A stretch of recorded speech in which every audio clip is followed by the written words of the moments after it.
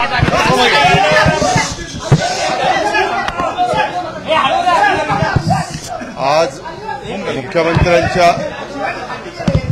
मुख्यमंत्र्यांच्या अध्यक्षतेखाली बिबट्याचा खूप मोठ्या प्रमाणावर जो काही एकंदरीत संख्या वाढलेली आहे आणि अनेक लोकांचे जीव गेलेले आहेत, मुलांचे गेलेत, मुलींचे गेलेत आणि खूप भीतीचं वातावरण विशेषतः महाराष्ट्रातल्या अनेक भागात, नावच घ्यायची म्हटलं तर पुणे जिल्हा, अहिल्यानगर जिल्हा, नाशिक जिल्हा, कोकणचा आपला रत्नागिरी आणि तिकडचाही काही भाग असा वेगवेगळ्या भागामध्ये जिकडं बिबट्यांची संख्या वाढतीये. ही संख्या वाढलेली असताना ह्याच्यावर काय बंदोबस्त करायचा म्हणून तातडीच्या आज मुख्यमंत्र्यांनी मीटिंग आयोजित केलेली होती आणि त्या मीटिंगमध्ये ताबडतोब काही गोष्टी अशा आहेत की त्या तातडीनं सुरू करण्याची गरज आहे. आम्ही त्या एरियामध्ये शाळा 9:30 ते 4 असं टायमिंग ठेवलंय की जेणेकरून साधारण दुपारची वेळ असतानाच मुलं घरी यावीत संध्याकाळच्या आत, हा एक त्याच्यातनं निर्णय घेतलेला आहे. दुसरं म्हणजे तिथले पिंजरे आणि बाकीच्या कामाला जसं पुण्यामध्ये 11.5 कोटी रुपये दिले तसं अहिल्यानगर, नाशिक आणि त्या सगळ्या भागामध्ये जो काही निधी लागेल तो तातडीनं उपलब्ध करून देण्याच्याबद्दलच्या सूचना देण्यात आलेल्या आहेत. याबद्दल तिथले एसपी, पुण्याच्या जवळचे सीपी यांनी पण गस्त वाढवावी अशाही पद्धतीच्या सूचना आजच्या मीटिंगमध्ये देण्यात आलेल्या आहेत. केंद्र सरकारशी बोलून त्यांना जे काही बिबटे पकडायचे, वनताराला पण विनंती केलेली आहे की आम्ही इकडे बिबटे पकडून तुमच्याकडे काही पाठवतो, परंतु त्यांच्याकडे इतके बिबटे सामावून ते घेऊ शकणार नाही. म्हणून जुन्नरच्या परिसरामध्ये माणिकडोहला एक बिबट्यांचं केंद्र निर्माण केलेलं आहे. तशा पद्धतीनं 2 सेंटर ही बिबट्यांची सुरू करायची आणि त्याच्यामध्ये हे बिबटे पकडून ते तिकडे न्यायचे, त्याच्यामध्ये ठेवायचे. दुसरी गोष्ट, फॉरेस्ट डिपार्टमेंटला विचारून जे नरभक्षक आहेत ते बिबट्यांना गोळी घालण्याची परवानगी घ्यायची आणि काहींना परवानगी दिलेली आहे, तशा पद्धतीनं त्यांचा बंदोबस्त केलेला आहे. परंतु खूप मोठ्या प्रमाणावर भीतीचं वातावरण आहे आणि त्या भागामध्ये शेतकऱ्यांना आता तर सोलरवर वीज आपण देतो, परंतु अजून जुन्या ज्यांच्या मोटारी इलेक्ट्रिकवर असतील त्यांना दिवसा वीज त्या बिबट्याप्रवण भागामध्ये देण्याच्याबद्दलचे पण निर्णय आज मुख्यमंत्र्यांच्या अध्यक्षतेखाली झालेल्या मीटिंगमध्ये घेण्यात आलेला आहे. आणि ते जे 2 सेंटर सुरू करायची त्याचं प्लॅन एस्टिमेट ताबडतोब करायला सांगितलेलं आहे. त्याला काहीतरी 60 एकराच्या पुढे जागा लागते, पण ते सेंटर फॉरेस्टमध्येच सुरू करायचे. फॉरेस्टला तशा प्रकारची जागा उपलब्ध आहे आणि ते बिबटे पकडून त्याच्यामध्ये ठेवायचे. त्याचा बाकीचा जे काही असेल तो खर्च देखील केंद्र सरकार, राज्य सरकार मिळून, त्या फॉरेस्ट डिपार्टमेंट मिळून त्याच्यातनं मार्ग निघेल.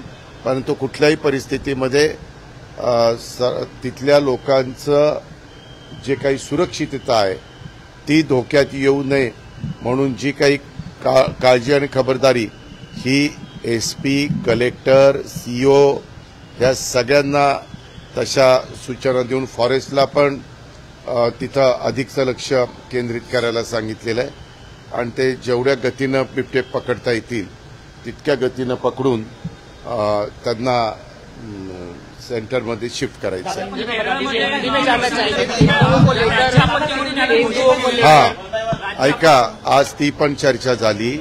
त्याच्या संदर्भामध्ये आपण केंद्र सरकारला अशी विनंती करतोय की काही प्राणी असे आहेत की ज्यांना तुम्ही मारू शकत नाही, परंतु काही प्राणी त्याच्यातनं काढले तर मला त्याचं एक एक्झॅक्ट नाव सांगता येईना तुम्हाला, तर त्यांना मग तुम्हाला मारता येतं.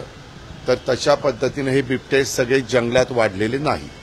हे उसामध्ये त्या नर मादीला त्यांचा म्हणजे मादीला झालेली पिल्लं ही वर्षामध्ये साधारण 4-4 पिल्लं एक मादी घालते आणि त्याच्यातनं 8 पिल्लांची पैदास वर्षभरात होते आणि त्याच्यामुळे हे प्रमाण इतकं वाढलंय. तिथं पाणी आहे, तिथं ऊस आहे, ऊसातला पहिला त्यांना जागा आहे.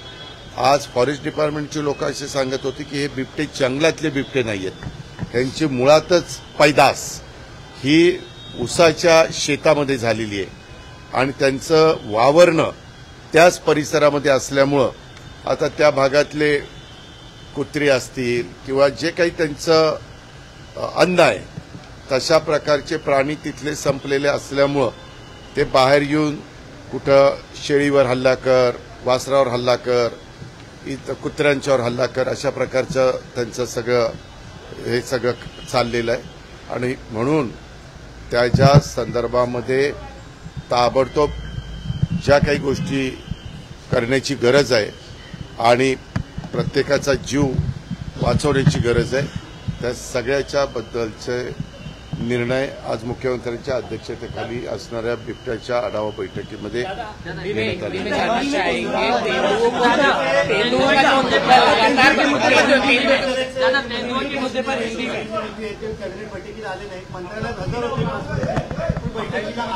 नाही, मला त्याच्याबद्दल काही माहिती नाही. मला ते जाणवलं पण नाही, कारण मी एकनाथराव आणि देवेंद्रजी आणि CS असं बसतो आणि मला असं वाटलं, कारण आमचे पण मकरंदाबा पाटील नव्हते, दत्तामामा भरणे नव्हते, मुश्रीफ साहेब पण लवकर निघून गेले कारण त्यांना जायचं होतं. तर माझा असा समज झाला की आज छाननी आहे, म्हणजे ह्याची अर्जांची 288 नगरपालिका आणि नगरपंचायतीची, आणि त्या छाननीमुळं संख्या रोडवली का काय असा माझा अंदाज होता, म्हणजे मला वाटत होतं. परंतु नंतरच्या काळामध्ये मी त्या मिटिंगमधनं इकडं निघून आलो आणि नंतर काही पत्रकार मित्रांनीच मला ते विचारलं की असं काही झालंय का, पण मला खरोखरीच आतमध्ये असं काही जाणवलं नाही. तर मी लगेच एकनाथरावनं विचारलं असतं की एकनाथराव, म्हणजे मी त्या अँगलने कधी बघितलं पण नाही, कारण सगळे असे वेगवेगळ्या त्यांच्या प्रोटोकॉलप्रमाणे जागा ठरलेल्या असतात आणि त्या पद्धतीने आम्ही बसलो. मित्र पक्षांकडून एकमेकांकडे घेतलेल्या नगरसेवकांकडून त्याच्यामधून नाराजी नाट्य रंगलेलं आहे.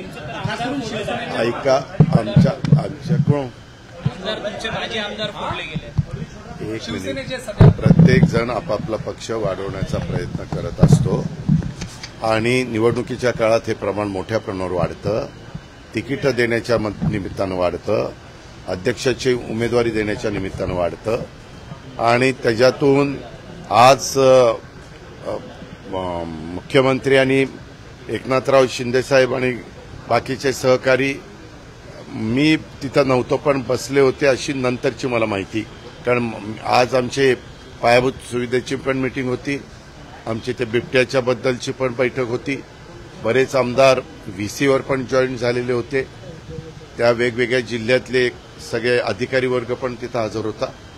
पण त्याच्या संदर्भातली बैठक काहीतरी झाली असं माझ्या कानावर. धन्यवाद.